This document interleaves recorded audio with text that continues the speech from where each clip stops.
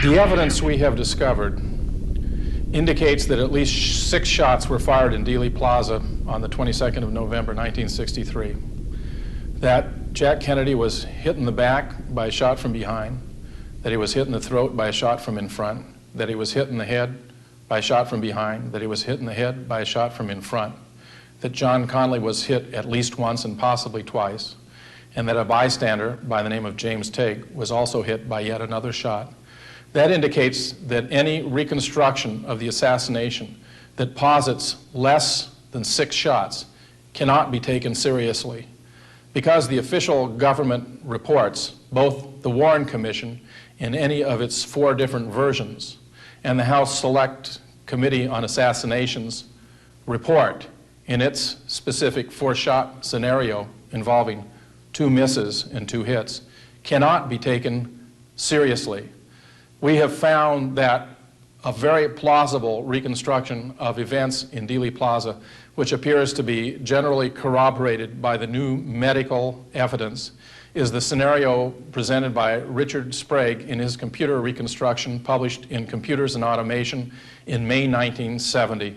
We have also discovered that the most likely scenario for the assassination to take place as it appears to have taken place would have involved Secret Service participation.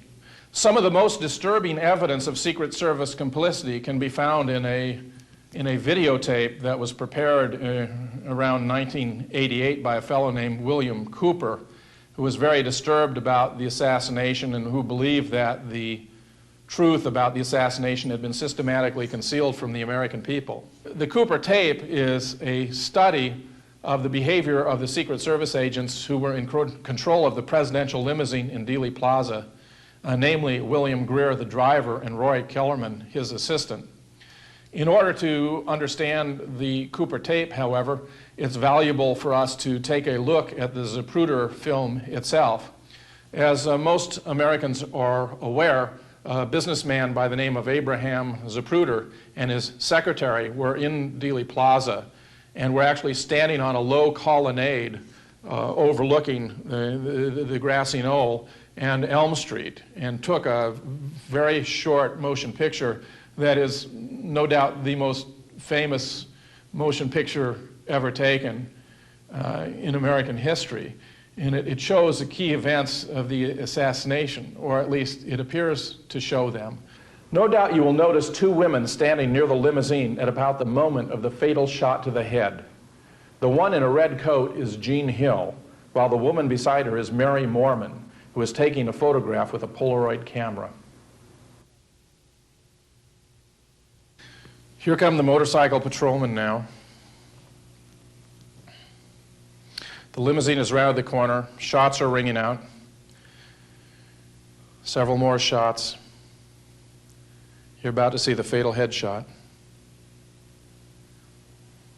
Now the vehicle speeds up, heads off to Parkland Hospital. The Cooper tape now, which you're about to see, misdescribes several features of the situation. For example, he suggests that Jackie Kennedy was climbing out of the limousine to try to get away from the shooter. But in fact, Jackie was climbing after a big chunk of Jack's brains that had blown across the back of the limousine. In fact, later at Parkland Hospital, she would nudge one of the physicians and ask him if this would help while handing him the brains in her hand. Plus, he also suggests that Jackie saw the shooter and knew who it was. But in fact, at the time of the fatal headshot, she was looking almost directly into Jack Kennedy's face and surely would have been oblivious of whomever might have fired the fatal shot. In addition, Cooper suggests that Clint Hill was rushing forward to push Jackie back into the limousine. But in fact, if you look carefully, you can see that Jackie herself comes back into the limousine once she's got what she was after, and that Clint Hill never has to apply any pressure to her. Nevertheless, the question is not what William Cooper may have not understood about the assassination, but whether he might have noticed something that other students of the assassination have overlooked.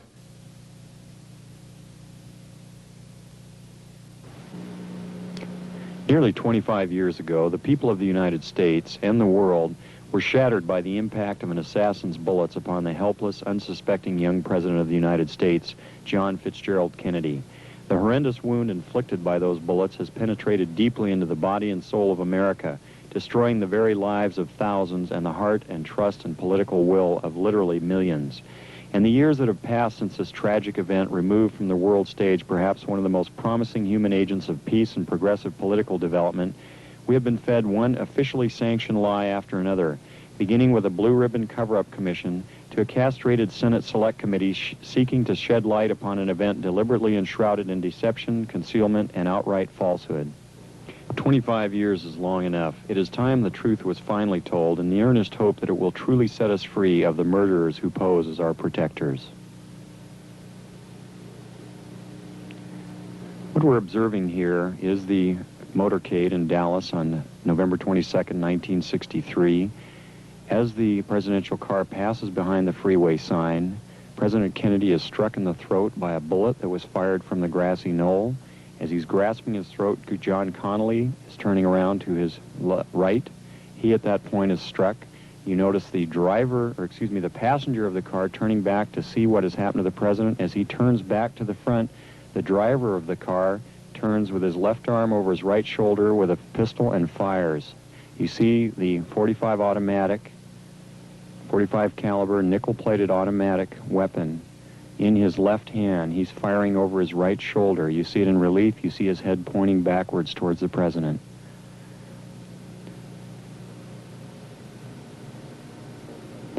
In this enhanced close-up, you see the impact of the bullet upon the president. The force of the shot drives him violently backward against the back of the seat. You see Mrs. Kennedy react in horror. The ugly gaping wound, which is evident here, according to many observers at the scene, was actually created on the print. This was not the actual nature of the wound. But you notice that Mrs. Kennedy wasted no time in trying to exit the vehicle because she clearly was able to determine exactly where that shot had originated, and it was her personal bodyguard, Clint Hill, another Secret Service agent, who attempted to keep her in. What the arrow is indicating here is what appears to be the outline of a man, a hat, and his rifle. The arrow is pointing to the rifle barrel of the man in the bushes who possibly was the rifleman on the grassy knoll who fired that shot. Another view taken by another photographer. Again, you see Mrs. Kennedy trying to exit the vehicle from behind, being pushed back in by her bodyguard. A number of witnesses on the scene rushing towards the vehicle.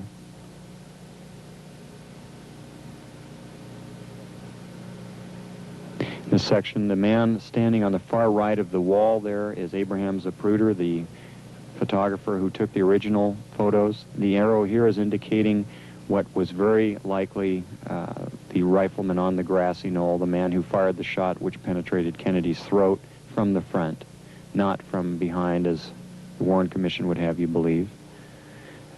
Very interesting note also that the motorcycle policemen were told to remain behind the car at all times. Here you see the passenger in the front turning back, looking at the president. Instead of jumping back to assist him, he turns forward. The driver's now rotating. The weapon comes into view and he fires. You'll see this repeatedly in these sequences. Kennedy's been shot in the throat. He's leaning to his left. The driver now begins to rotate. His left arm comes over his right shoulder and he fires now. Again, you see the driver rotate. You see the weapon come into view. He's rotating again. The weapon is in view. He fires. You can clearly see his head turning and his arm and the weapon extending into view over his right shoulder. Many of the witnesses indicated that the car slowed almost to a virtual halt at about this point. And here in the normal version, you see how much more quickly it is speeded up. It's much harder to determine. Many of the people who asked the question why Jackie Kennedy did not report this, it should be fairly evident that she wasted no time in getting away from the attacker. The possibility that the driver, William Greer, might have shot Jack Kennedy, of course, is profoundly disturbing, but it's not without foundation. For example, Mary Moorman, who was located very close to the limousine at the time that the shots took place, said that she thought some of the shots had come from inside the limousine. Clint Hill, in his own summary of his experience in Dealey Plaza, said that the final shot sounded very different from the other shots and sounded like that of a revolver impacting on something hard, which is very consistent with the Cooper scenario. Moreover, Mrs. Earl Cabell, the wife of the mayor, reported that she smelled gun smoke, gunpowder, as she traveled through Dealey Plaza, which had been most unlikely in the event that all of the shots had been fired from the 6th floor of the Texas School Book Depository building. Nevertheless, there are other reasons that count against the Cooper hypothesis. Several experts on the assassination, for example, disavow the conjecture that Greer shot Kennedy. These include Josiah Thompson, the author of 6 Seconds in Dallas, a frame-by-frame study of the film, Robert Grodin, one of the leading experts on the photographic evidence in the assassination, and even David Mantic has told me in conversations that we have had that he does not believe that a close study of the Zapruder film sustains that interpretation. However, whether or not Greer participated in the assassination as a shooter, there are very strong reasons to believe that he was involved in the conspiracy itself. For example, once the limousine had entered Dealey Plaza, William Greer was the only person who could possibly have saved Jack Kennedy's life. He could have done so simply by stepping on the accelerator and moving the vehicle out of Dealey Plaza at high speed, which would have made it impossible for him to be shot. Also, it was very important to slow down the limousine. Shooting a moving target is very difficult, even under the best of circumstances. And it would have been imperative for the conspirators to have had a plan to slow down the limousine in order to make it more likely that they would be able to land fatal shots. Plus, finally, there was an absolute necessity of success. It is not at all unreasonable to believe that the conspirators would have most feared the idea of a wounded but not fatally wounded president, because that would have surely unleashed the full powers of the government under Attorney General Robert Kennedy to leave no stone unturned in discovering what was going on, and in that case the conspirators would have been at grave risk of exposure. So the possibility of having someone in a position where they could administer a coup de grace, were the president wounded but not yet dead, I think must have been an important part of their plan. Nevertheless, the Zapruder film has to be treated with great caution, not least of all because there are significant reasons for believing that it has been subjected to extensive editing. For example, here is an FBI memorandum which reports that FBI agent Robert Barrett, interviewing Abraham Zapruder on the 4th of December 1963, learned that his camera was fully wound, was set manually on maximum zoom lens. The camera was set to take normal speed movie film of 24 frames per second. The control buttons for the zoom lens were not touched once he started taking photographs of the presidential motorcade. Abraham Zapruder's secretary, moreover, was standing beside him on the low colonnade and helping him to keep his balance as he took the motion picture, and reported that once he depressed the trigger for the camera that he didn't let up until the car had sped out of sight. Now, if the camera was operating at 24 frames per second, then that's very strong evidence that it has been extensively edited, because the version that we have available to us now is only runs at 18.3 frames per second. In that case, even though what we have available is in excess of 400 frames, that suggests that over 100 frames might have been excised from the film to produce what we have available for us today. Moreover, David Lifton, in his important book, Best Evidence, has reported in an extensive footnote on pages 555 to 557 that he has discovered that the film was in the hands of the National Photo Interpretation Center run by the Central Intelligence Agency already that evening, and that the CIA produced one original and 3 copies precisely the same number that were struck of the Zapruder film earlier in the day. So that's very strong circumstantial evidence that the film we have in our hands today may have been manufactured by processing the original into what we have available. Moreover, there are many internal indications that the film itself has been edited. Let me mention several, and then you can take a look at the film again. Zapruder began by taking a photograph of his secretary and another woman or two, and then got up on the colonnade. He began photographing as soon as the motorcycle patrolman came into view. Well, you'll observe that there's a big gap between the frames involving the motorcycle patrolman and the presidential limousine, which is suddenly in the foreground. What this means is that a major segment of the film has been edited out that would have shown the limousine making that very strong 120-degree turn, left-hand turn onto Elm Street off of Houston. In making that turn, many witnesses reported that the limousine had to slow down practically to a stop and that it nearly went over the curb at the time. Of course, if that had been true, then the president would have been maximally exposed to any gunman who was at the 6th floor of the Texas School Book Depository, where Lee Harvey Oswald was allegedly awaiting him. It is difficult, even impossible, to imagine that the president could have been so exposed to that gunman at that short range, and the gunman resisted shooting at him. After all, he would have given up the best possible shot for much more difficult shots he would have taken later under that scenario. It's therefore very reasonable to believe that those frames were excised because it would have been so obvious. Moreover, if you watch the right front wheel of the limousine, there's a man with a hat who's about the 7th person away from the Stemmons freeway sign. And when the right front wheel of the limousine coincides with his hat, there's a jump of several frames. In addition, of course, when the limousine starts to disappear behind the Stemmons freeway sign, there's a very significant splice that Life magazine claimed one of its technicians had inadvertently affected on the film.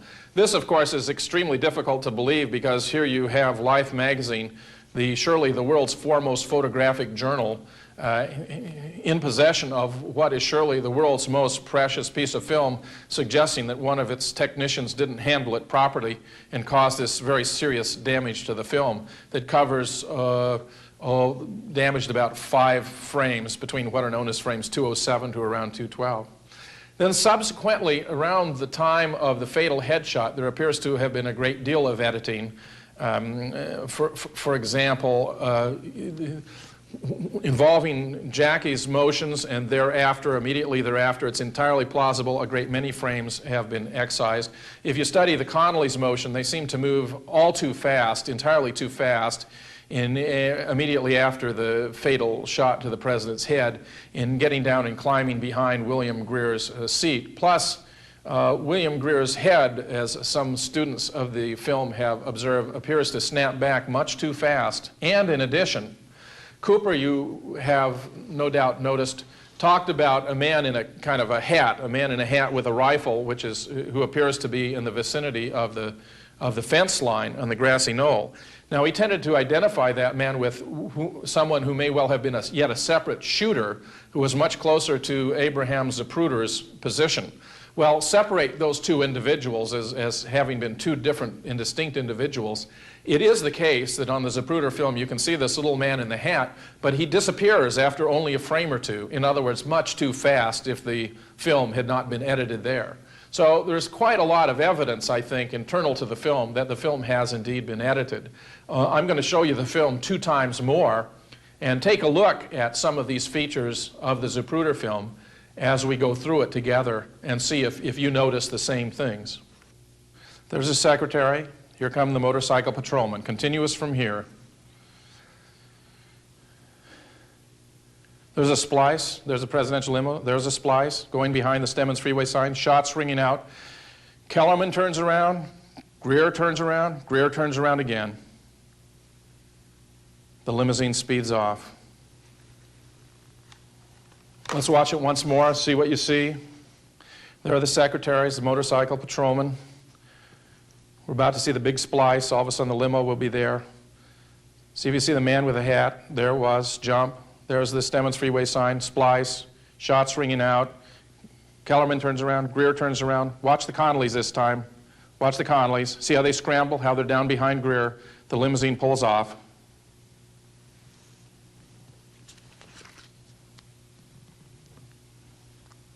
To my mind, the most striking evidence in support of the Cooper hypothesis that Greer might have shot Kennedy is the motion of the Connollys. I mean, imagine he's lying across the seats, leaning on Nellie with 5 different wounds. He has a shattered rib, a shattered wrist, and yet, nevertheless, something frightens them so much that they both move very, very fast down behind, hide where exactly? Behind Greer's seat. That's where they hide. To me, that's very striking. Now, you do not have to believe that Greer shot Kennedy to believe that Greer was involved in the assassination for reasons that I have described. Yet there are other indications that go far beyond what you've seen here in the visual evidence that suggest Secret Service complicity in the assassination of Jack Kennedy. Here is a list of some of these considerations. Number 1, no protective military presence. Ordinarily, military intelligence units in the immediate vicinity of cities where the president will visit are contacted and activated, and a strong military presence is displayed in the city. This qualifies as a form of crowd control, where soldiers in civilian dress are distributed throughout the city and help to keep the crowd back.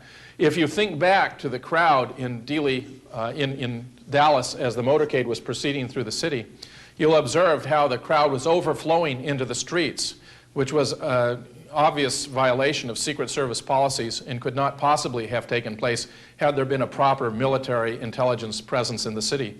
But that wasn't the case here. Number 2, no coverage of open windows. Once again, many spectators were peering out of open windows, and no attempt was made to keep them secure, nor were marksmen placed at strategic locations where they could provide protection for the president had anyone sought to open a window or take a shot at the president, which, of course, took place subsequently in Dealey Plaza. Number 3, the Dallas Police Department motorcycles were not in proper position. This is quite striking. Anyone who has ever observed foreign dignitaries in motorcades will notice how well they are protected by motorcycle patrolmen. Charles de Gaulle is a conspicuous example. Whenever de Gaulle traveled anywhere in France, he was surrounded by motorcycles and traveled at a high speed that would have made it all but impossible for anyone to fire successfully at him with a rifle. Number 4, Secret Service agents were not riding on the limousine. The limousine was equipped with special steps at the back. On about 4 different occasions during the motorcade, Clint Hill actually rushed up to the presidential limousine and positioned himself at the back of the limousine to provide extra protection. And yet, by the time the limousine got to Dealey Plaza, there was no Secret Service protection on those steps at the back of the limousine. Number 5, strikingly, the limousines were in improper sequence. It's completely inappropriate to have the president exposed by being in the lead limousine. The president should be somewhere in the middle of the motorcade where he is afforded optimum protection. What should take place in an ordinary motorcade, and I'm certain that if you study other motorcades you will find this is the case, that the various dignitaries involved are positioned in reverse order of rank so that the lowest ranking dignitaries appear at the beginning of the parade or motorcade and the higher ranking dignitaries come toward the middle or the end. That way the roar of the crowd increases as the parade passes by, so that first earliest in the motorcade should have come the mayor of Dallas, and somewhat later should have been the vice president of the United States, and only much later, somewhere toward the middle, should the president of the United States come by. Otherwise, you have a tremendous roar as the president passes by, and the crowd subsides and even begins to leave the motorcade, having seen the person they really came to see by the time that the vice president and the mayor come forth.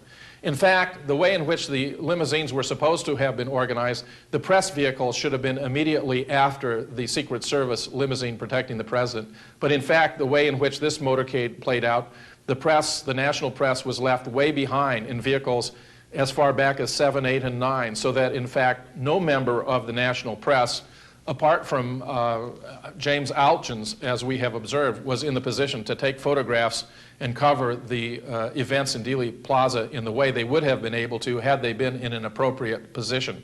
That does not appear to be an accident. Number 6, an improper route was utilized.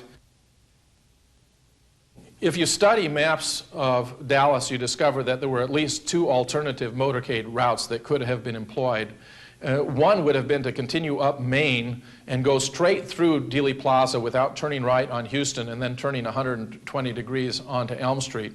By proceeding straight up Main Street, you would have intersected Industrial Boulevard, which would have provided easy access to the Trade Mart where the president was supposed to give his address at the lunch hour. Or alternatively, the motorcade could have proceeded up Elm Street instead of come up Main Street. By proceeding up Elm Street, there would have been only this slightly 30-degree curve on through Dealey Plaza, which would not have required that the motorcade slow down. In fact, what happened was a choice of a motorcade route that was clearly improper and violated Secret Service policies. Number 7, limousine took more than a 90-degree turn. And of course, a very strong indication then of the improper choice of motorcade route is the fact that the limousine did have to take that 120-degree turn off of Houston Street and onto Elm, as I've described before. Surely there are good reasons, and it would have been obvious to anyone familiar with protective services for presidents and other dignitaries that the motorcade should never have taken a turn of that kind, which brought the presidential limousine virtually to a halt directly in front of the Texas School Book Depository building, where if there had been an assassin lurking there, he would have been highly vulnerable to being assassinated.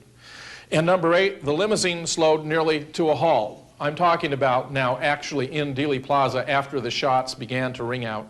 Several witnesses have testified that the limousine was brought by Greer virtually to a halt after the shots had begun to ring out.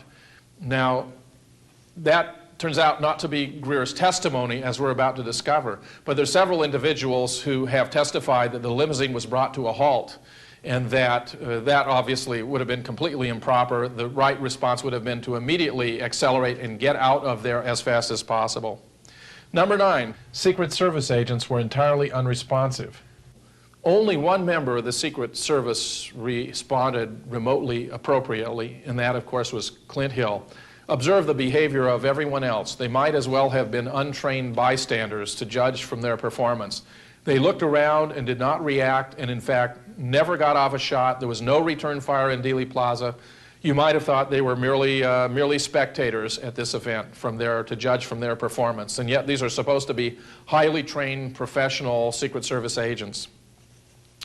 Number 10, the limousine stopped for 30 seconds.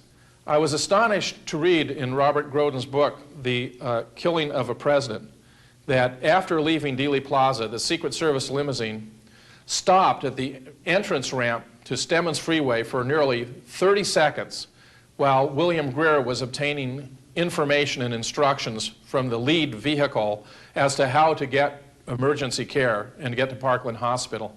This is astounding for at least 3 different reasons.